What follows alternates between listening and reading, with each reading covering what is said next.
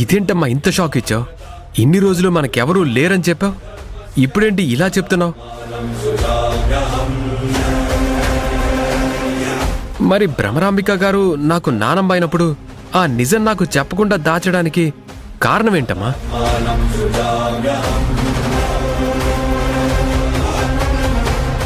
రాజీవ్, కొంచెం మంచినీళ్ళు ఇస్తావా? దాహంగా ఉంది. ఒక్క నిమిషం అత్తయ్య, వాటర్ తీసుకొస్తాను.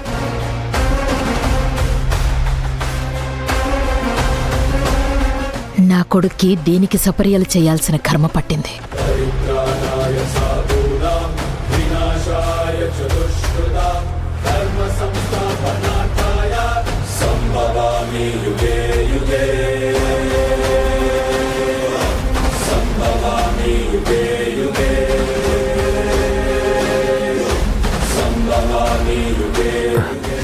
అత్తయ్య, మీరు లోపలికి వెళ్ళండి.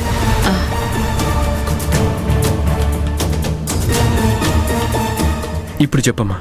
మీ నాన్నమ్మ గురించి నిజం చెప్పకపోవడానికి కారణం ఏంటి అని అడిగావు కదా, అదిగో ఆ శారదే.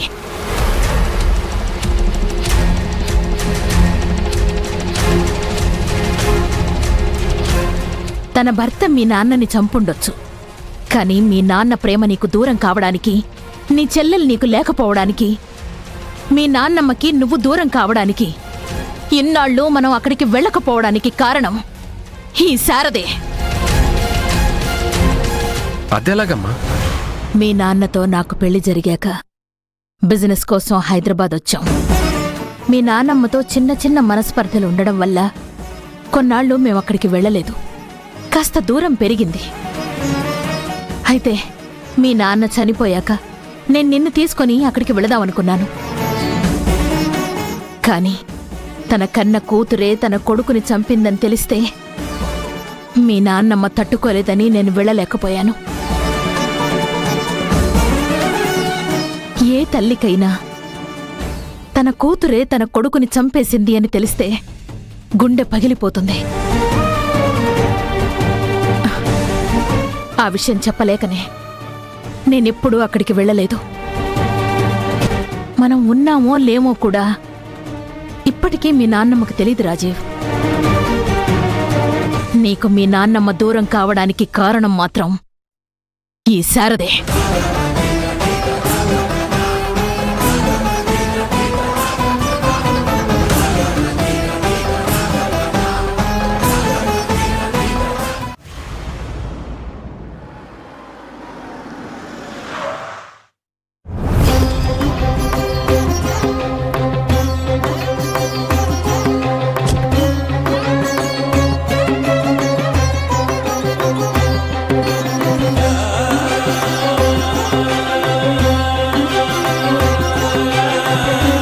వర్ష, వర్ష, మనం వెళ్లాల్సింది ఇటు కాదు, అటు.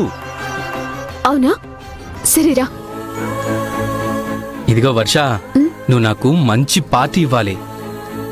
నేను నవ్వుతూ ఉంటే చాలును, మళ్ళీ పార్టీ అంటున్నావేంటి? ఏదో అలా అన్నాను. పార్టీ మాత్రం ఖచ్చితంగా కావాల్సిందే. సరే రాజు, నీకు పార్టీ గ్యారెంటీ. వర్ష, నువ్వు నవ్వుతుంటే చాలా బాగుంటావు. నన్ను పోగొట్టం ఆపి ముందొచ్చిన పంచుడు. సరే పద.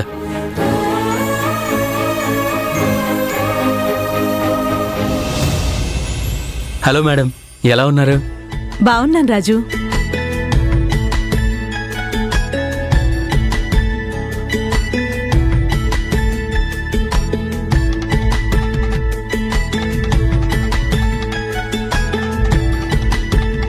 రాజు, అడుగు అడుగు. అడుగుతా ఉండు. రాజు కూర్చోండి. రా కూర్చో.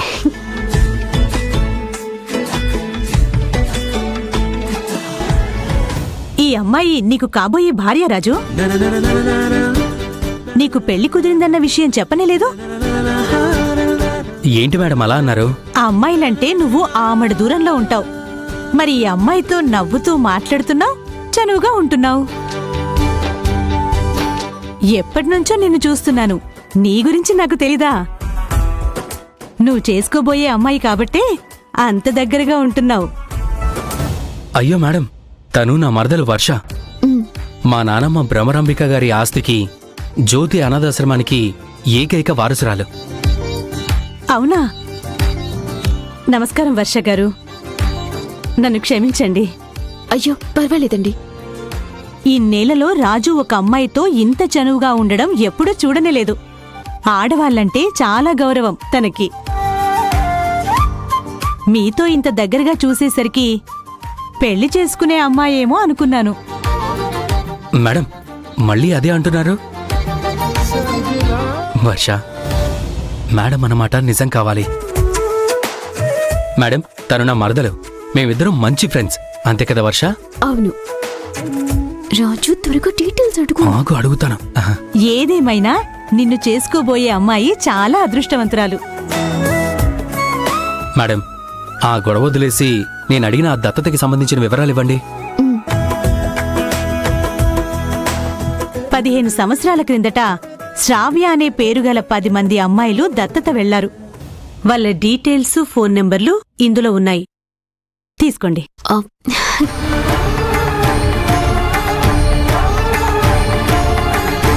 కాకపోతే అన్నీ ల్యాండ్లైన్ నెంబర్లే ఉన్నాయి. ఇప్పుడు అందరూ మొబైల్ ఫోన్లే వాడుతున్నారు. మరి ల్యాండ్లైన్ నెంబర్లు పనిచేస్తున్నాయో లేదో తెలీదు.